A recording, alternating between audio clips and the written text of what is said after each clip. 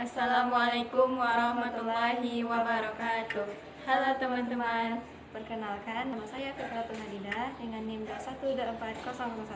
Perkenalkan, nama saya Giva Aura dengan NIM 2124015. Kami di sini akan membuat video debat akademik terarah untuk memenuhi tugas UAS Sejarah Peradaban Islam 3 dengan dosen pengampu Ibu Qori Lili Muslim mengenai apakah sejarah pembaharuan Islam di Turki ini memberikan pengaruh yang positif atau bahkan negatif terhadap perkembangan umat Islam. Selamat menyaksikan teman-teman. Giva, saya meyakini bahwa perkembangan Islam di Turki itu membawa dampak positif bagi perkembangan umat Islam. Mengapa saudara mengatakan hal yang demikian?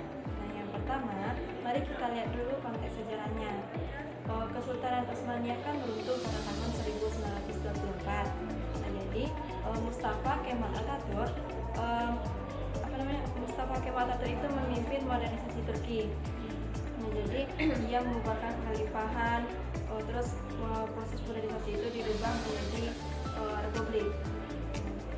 Jadi menurut Profesor Dr. Harun Nasution, di dalam Rasional Gagasan Pemikiran di halaman 210, Atatürk itu menekankan pembangunan masyarakat yang modern, rasional, dan berorientasi ilmu pengetahuan tanpa mengubah nilai dasar Islam.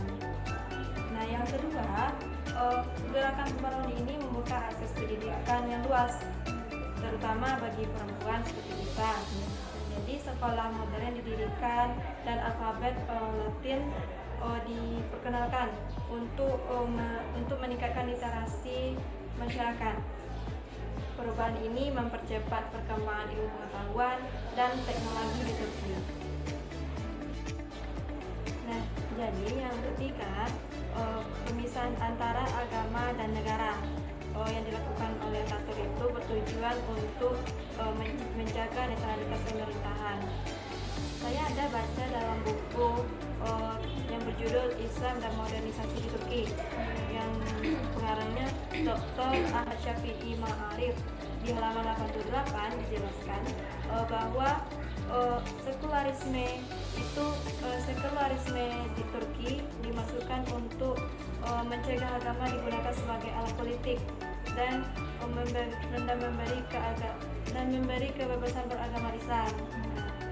Jadi kepada seluruh warga.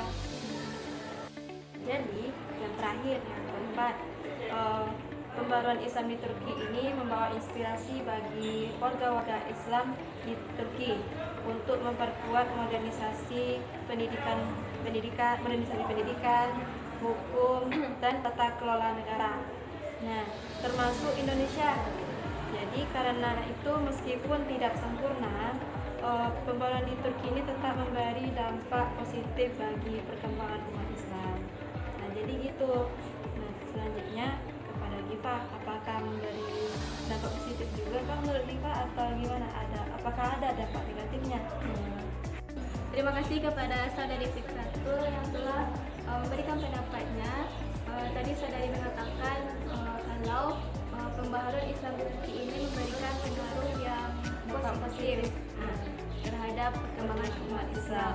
Nah, akan tetapi kalau menurut saya justru pembaharuan Islam di Turki ini memberikan pengaruh yang negatif terhadap identitas dan praktek keagamaan umat Islam. Oh iyakah? Kenapa?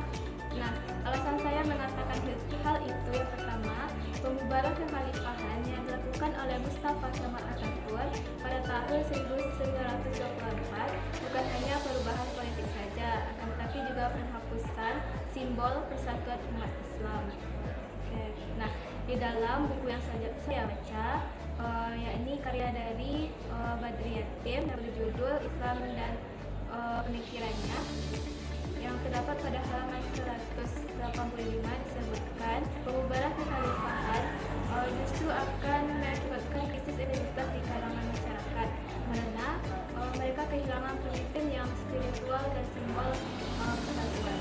Nah, kemudian yang kedua, kebijakan sekularisasi yang terlalu ekstrim seperti azan yang dilarang untuk digunakan, masjid-masjid yang ditutup, Kemudian hukum Islam yang diganti dengan hukum Barat. Ini bukan modernisasi, tetapi penghapusan nilai-nilai keislaman dari Republik Republik. Jadi bukan modernisasi ya? Ya, bukan. Nah, dan juga di dalam buku yang berjudul Islam dan Tantangan Modernitas karya dari Dr. Haris Majid yang terdapat pada halaman 102 dijelaskan bahwa modernisasi seharusnya tidak mengobarkan substansi ajaran agama. Nah, kemudian yang ketiga, bahwa pembaharuan ini justru menciptakan jurang antara warga dan negara. Banyak umat Islam yang merasa terasing di negara mereka sendiri karena praktek-praktek keagamaan mereka yang dibatasi, sehingga menimbulkan ketegangan sosial dan politik yang masih terasa hingga saat ini. Nah, kemudian yang keempat, pembaharuan yang tidak melibatkan ulama dan masyarakat justru akan menghasilkan penolakan. Nah, karena sejarah membuktikan bahwa perubahan yang tidak berakar pada tradisi justru akan sulit diterima oleh masyarakat. Nah, jadi pembaharuan Islam di Turki ini alih-alih memberikan kemajuan bagi umat Islam, justru mengikis nilai-nilai keislaman bagi umat Islam. Jadi kan perkembangan Islam di Turki ini kan juga bisa membawa dampak positif kan? Ya. Nah, jadi tapi bukan hanya dampak positif, tapi juga ada dampak negatif. Ya. Nah, sekianlah video debat kami mengenai sejarah pembaharuan Islam di Turki ini, apakah memberikan pengaruh yang positif atau bahkan negatif terhadap perkembangan umat Islam.